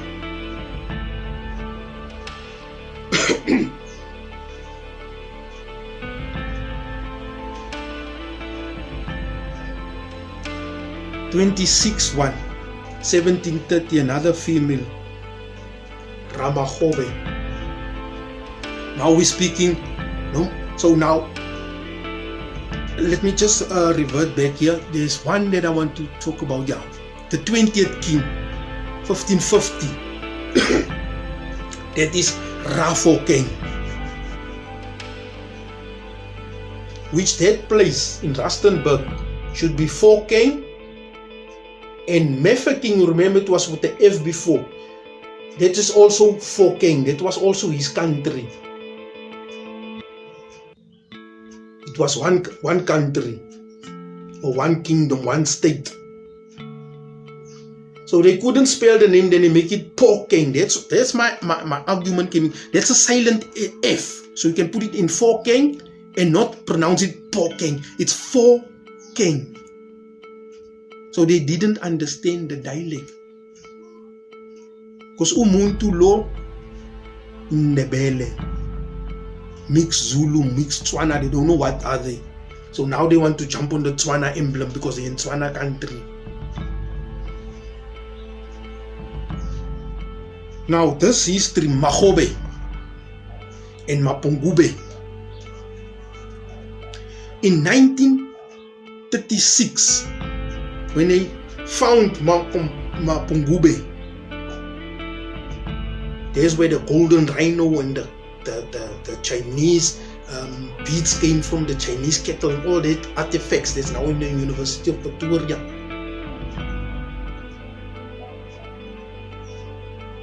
Is this man's Magobe. Professor Fouchier was the one that jumped in. And what they have done, the Cecil John Rhodes and the Oppenheimers, or this time was already the Oppenheimers, they've made sure that place doesn't get an experienced archaeologist. If you look at the video, go watch it yourself. Ancient African civilization of Mapungube. They have messed up the archaeologists so bad that this history, they didn't want this history to come out. Because it's going to explode the whole thing. That's why I got it. Because the ancestors speak to me, the spirit comes to me and say, this is the correct history.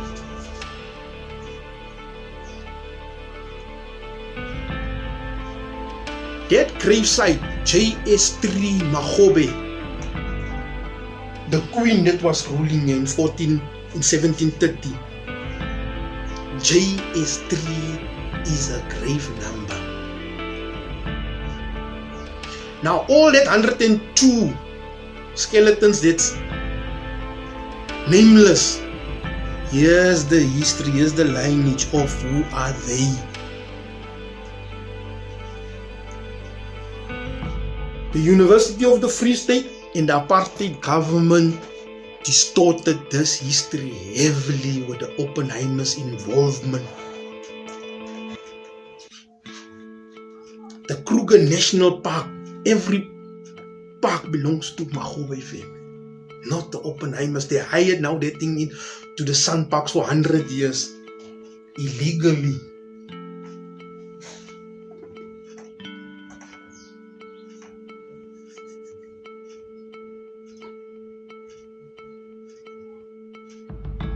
When they discovered, or when they found Magobe, even Professor Fortier wasn't experienced in that thing, but at least he's tried his level best.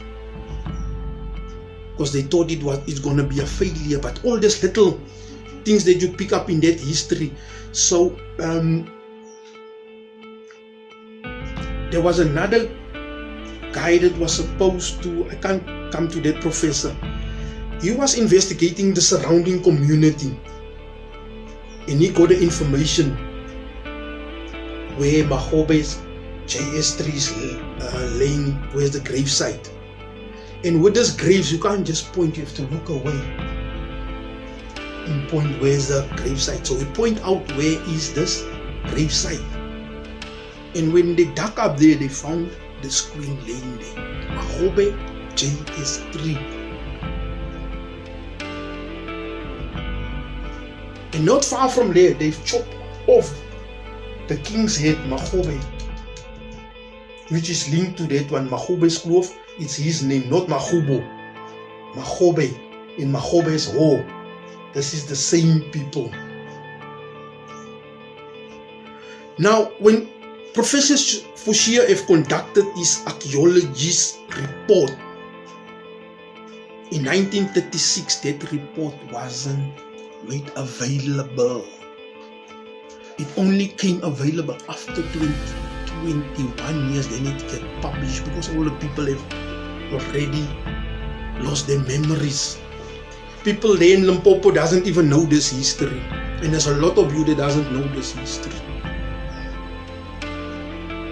It's an ancient history known by few, if I need to put it that way. This man was killed by 7,000 Swazis. And with that, they were giving that land what they call now Swaziland.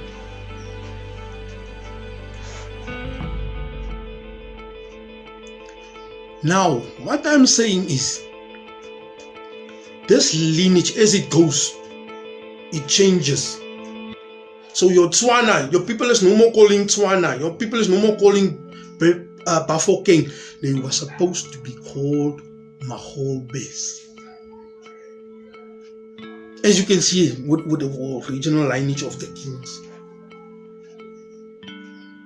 And they have given you the names of each and every tribe until 1760, which I have made now him 1760.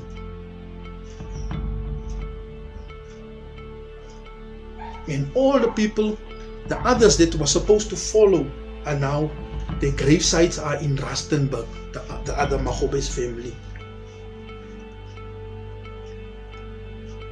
Now, with that being said, I need to give you, there's a GPS coordinates. As soon as you put in that GPS coordinates, it will throw out Magobe. In Rustenburg, it will another coordinates in Limpopo, another coordinates in what is now Mozambique, another coordinates what is now Kimberley.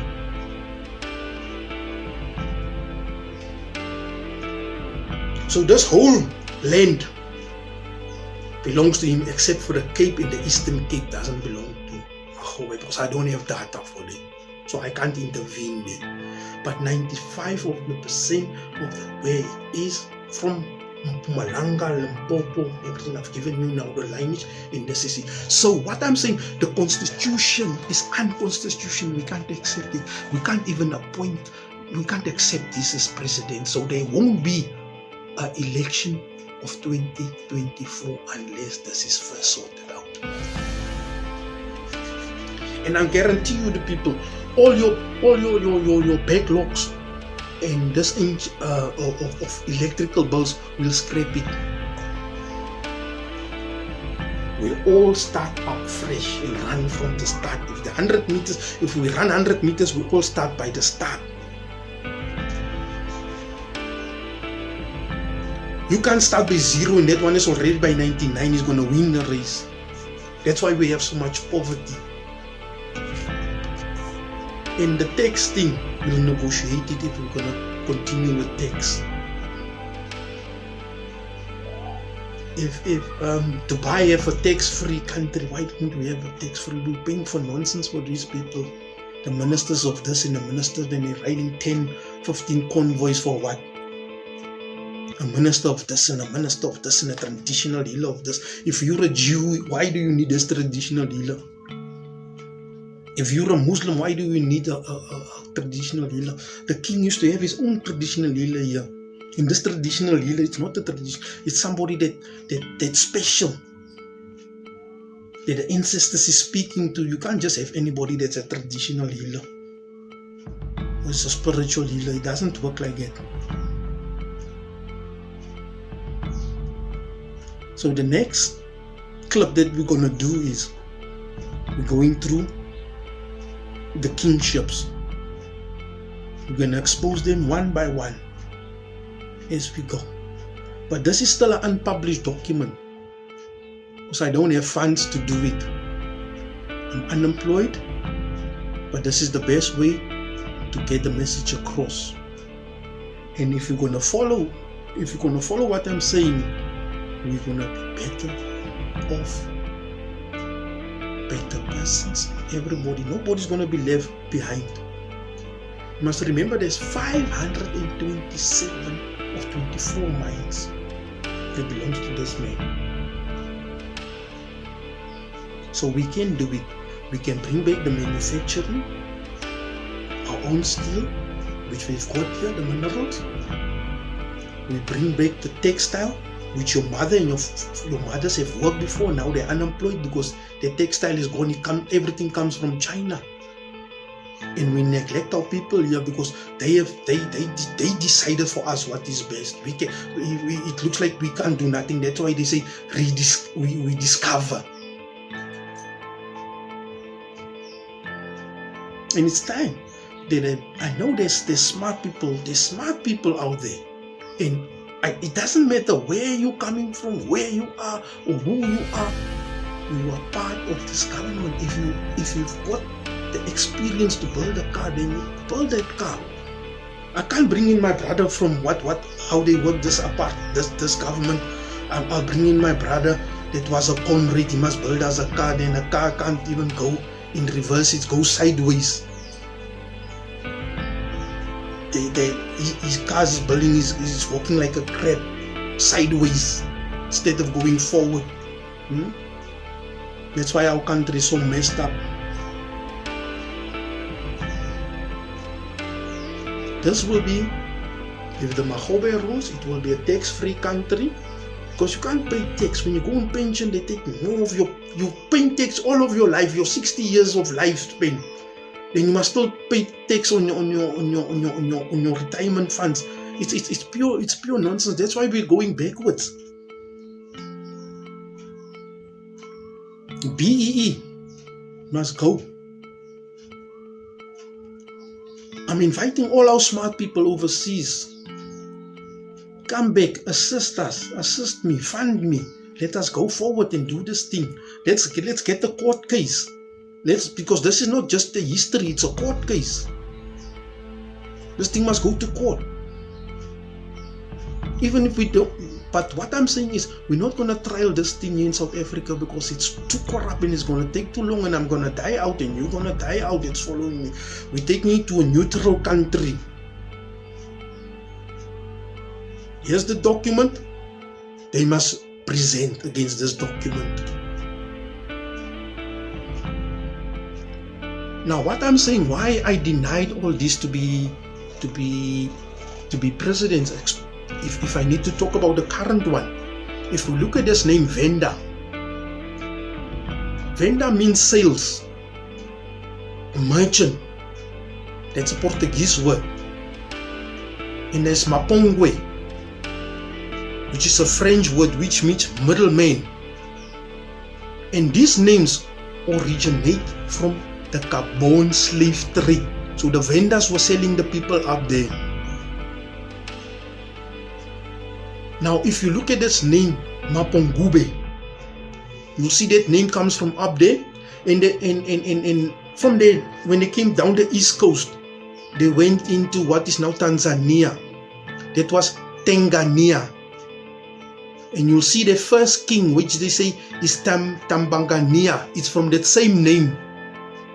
They come from up there, then they came down to extinct the people for slave trade and sell it to the Portuguese, into the French, into the English people. Why do you think they've chose Ramaphosa? Because they know, Britain knows, the Afrikaner knows. No, it's a pity. Some people still follow the culture, but even the Afrikaners, when they were in the police force, they can identify you. They say, Teddy, take off your shirt. When I take off my shirt, or before I take off my shirt, they ask, who are you? I say, I'm Teddy Snyders. They say, hi man, what are you? I say, I'm a colored. They say, no, you're not a colored. You're a this and that. And then they say, lift your shirt or lift your whatever. So if I've got a certain mark or a certain thing here and scratch here and an ear, that's why the people don't do those things anymore, because they were easily identified by through those marks or cultural things.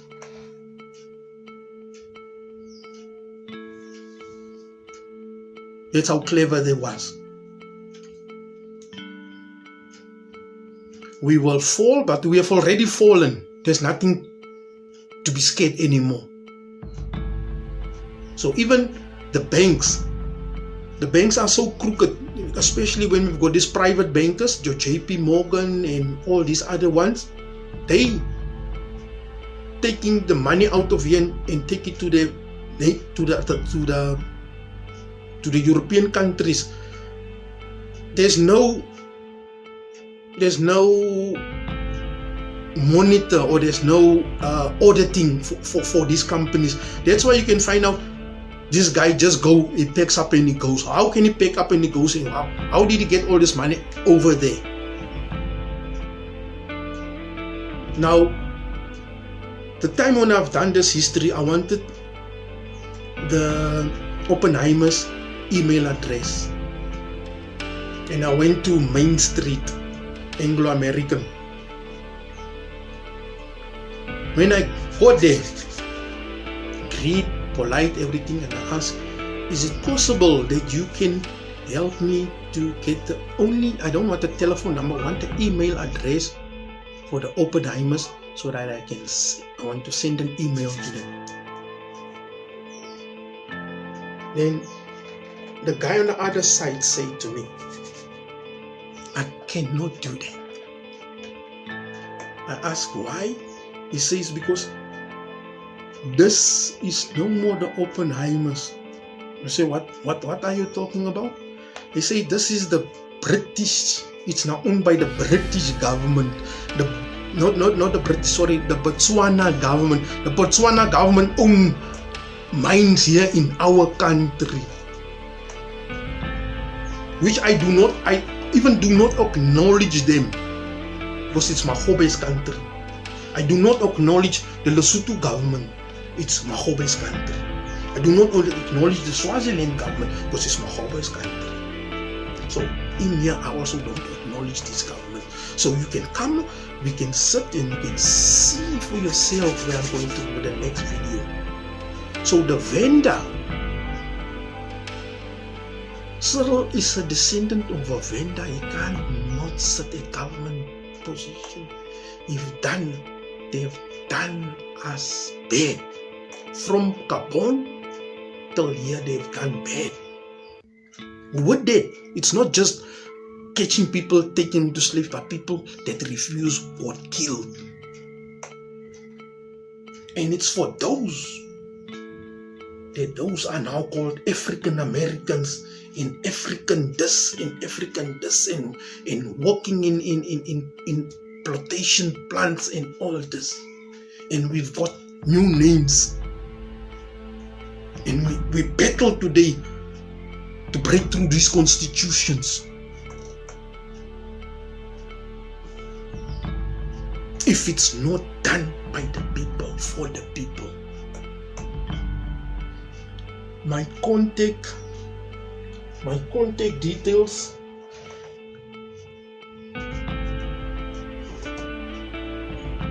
I'll try and link it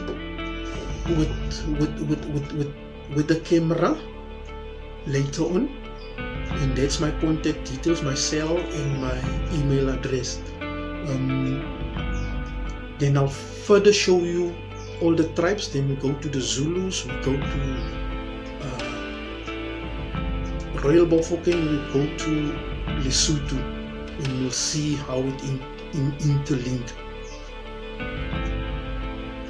I'm glad that you have showed. You can forward it to friends and family, local, international.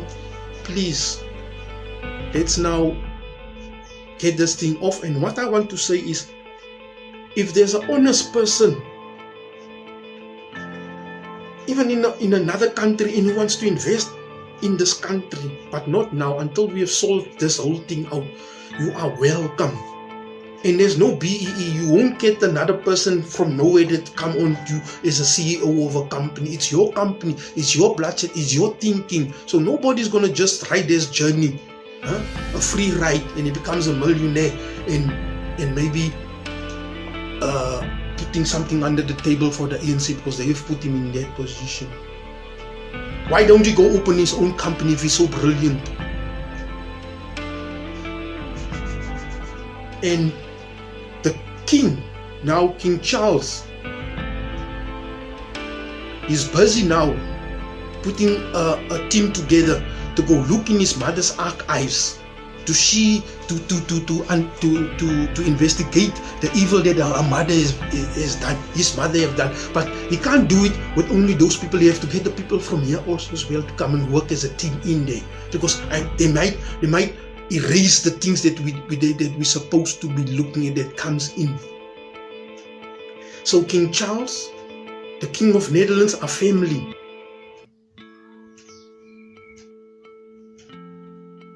And the King of Netherlands, Alexander, he also apologized for the slavery his country have done. So that thing of the smallpox is nonsense. They've enslaved the people and they've committed serious genocides. So he mustn't come on TV and say, I apologize. He must come here on the soil. And not to the president. He's not the president. He's supposed to come to these people and come and apologize to these people. And it's not just apologize. You must come and help me unsolve this mystery. Put it to the right places. What his mother have done. And the same with the King Charles. Because if I need to respect you, you need to respect this country also well, and the people itself. If I call you king, you call these people also a king.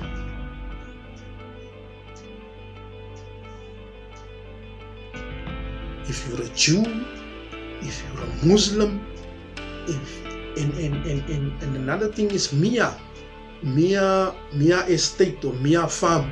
It's not your land. Whether you have helped Paul Kruger or whatever the case may be, it's not your land. They have given you the lineage. So we're gonna, what I'm gonna do, the same, or what needs to be do, you need to call mining in Daba. Not with high society only, a mining in Daba, so that people can come and acknowledge what has been taught, and we'll see how we go forward. And we don't want this thing, what they call it, royalties. You'll pay royalties from 1887 till up to now, and from now you leave, we become the owners. So all the people now out there, I'm telling you, if you buy gold from South African, diamonds from South African, and it's blood. They are not the original owners, and I'll put the proof it, especially the diamonds of the Oppenheimers. I'll prove it to you just now in the next clip. So from there, I thank you people for watching this video. Les questions que mes générations se posent sont les suivantes, si je peux me résumer. C'est de ne pas comprendre comment l'Afrique, avec tant de richesses sur notre sol, avec une nature généreuse, de l'eau, du soleil en abondance, l'Afrique est aujourd'hui le continent le plus pauvre. L'Afrique est un continent affamé. Et comment se fait-il que les chefs d'État traversent donc le monde à mendier? Voici des questions que nous nous posons et que nous n'avons pas de réponse jusque-là. Nous avons l'occasion de tisser de nouvelles relations. Et j'espère que ces relations puissent être les meilleures pour donner un meilleur avenir à nos peuples. Pour ce qui concerne le Burkina Faso, aujourd'hui nous sommes confrontés depuis plus de 8 ans à la forme de manifestation la plus barbare, la plus violente du néocolonialisme, de l'impérialisme. L'esclavage qu'on tend encore à nous imposer. Even when I'm in South Africa, they have a population known as coloreds, right? Mixed race. But they'll tell you in a minute, I am not African, I am colored. You know why? Because they don't have a reason to be proud to be black. But the minute black people in South Africa take them diamond mines back, and take them gold mines back, they'll be African then. Facts. You ain't got to convince nobody to be black when blackness equals respect. Until blackness equals respect, nobody wants to be a part of it. All of us play sports, right? You ever been on a losing team? Who runs around bragging being on a losing team? But the minute y'all win 2 titles, you feel me? Facts. So when you win that city championship, now everybody want that t-shirt. You gotta give people a reason to be proud. Until we give people a reason to be proud, nobody wants to be African. I was in Jamaica, I had people in Jamaica telling me they wasn't from Africa. Because they don't see it as a badge of pride. We got to give them something to be proud of. And that's why with the Frederick Douglass Marcus Garvey Academy, I want to teach our boys to love who they are no matter what. Being African is a badge of honor. You should be proud of it, you know, but we have to make Africa great again. And we got to make African people great again. And Africans in the diaspora need to understand and recognize that as Africa goes, so goes the African world. None of us will become what we want to be until Africa becomes what she must be. Marcus Garvey said, a strong people are strong everywhere. Everywhere in the world you go, Jews are respected. Everywhere in the world you go, Arabs, East Indians, Chinese. Everywhere in the world you go, black people are disrespected. Dr. King came back from Jamaica. He started sounding more like Marcus Garvey. And that's when the U.S. government said, whoa, because remember, he was all about social accommodation and segregation. When he came back from Jamaica, Dr. King said, black. Economic revolution. And then the white man said, time out. This ninja is trying to get us to redistribute the wealth of this country. He talking about a breadbasket campaign. He going to bring poor black and poor white and poor Latino and poor everything and bring them to the U.S. government and nobody's leaving. Tent City. Imagine every homeless person you know in D.C. broke and hungry and ain't leaving till they have a job in a home. Dr. King was setting up economic revolution and they killed him for it. And they manipulated him coming into Memphis on April the 3rd. They killed those 2 sanitation workers on purpose because they needed Dr. King to come to Memphis before he went to DC. Let me say this one more time. The Memphis protests was a distraction caused by the FBI. Remember 2 trash workers got killed in the truck? the FBI killed him on purpose. How do we know this? Dr. King's white attorney who sued the U.S. government and won in court, proving that it was the government that killed Dr. King, not James Earl Ray. He uncovered the papers and the interviews by white folks in the Department of Justice, in the FBI, and the military who said the FBI killed those garbage men because they had to do something to get King to come back to Memphis. He could not go to D.C. first. And King, and it gets worse because guess what? Dr. King was originally reserved to stay at the Holiday Inn Hotel, White Hotel, right? Guess what happened? These woke ass ninjas started complaining why he's sleeping at the White Hotel. We got Divine Lorraine, we got a black hotel. How Dr. King, a black leader, sleeping at the White Hotel? So Dr. King said, switch it. And he died at the black hotel. They said this is the perfect time for it to happen. Yep. So let me ask you. And somebody from the Southern Christian Leadership Conference called the hotel and had Dr. King room switched from the basement to the second floor. He was not on the second floor. Somebody from Atlanta called the hotel in Memphis and said Dr. King would like to be upstairs. So there was agents operating all in Agent world. Agent world. But you can't be paranoid about the agents because there's always agents. Yeah. I think I know 3 of mine right now. No, I'm serious. I know 3 of mine. No, I'm dead serious. I'm dead serious. I believe you. All right, my bad. Yeah. I'm dead serious. No joke. But I'm not going to throw them away because if you know the agent, you good. It's when you don't know the agent. Yeah. See, I know mine. If I dismiss them, guess what happens? They send 3 new ones. You don't even know what's and I going might on. not know them. Yes. You feel me? The honey, that might be the honey I fall for. Yeah. Because remember, Huey Newton slept with the agent. Marion Barry got set up by the agent.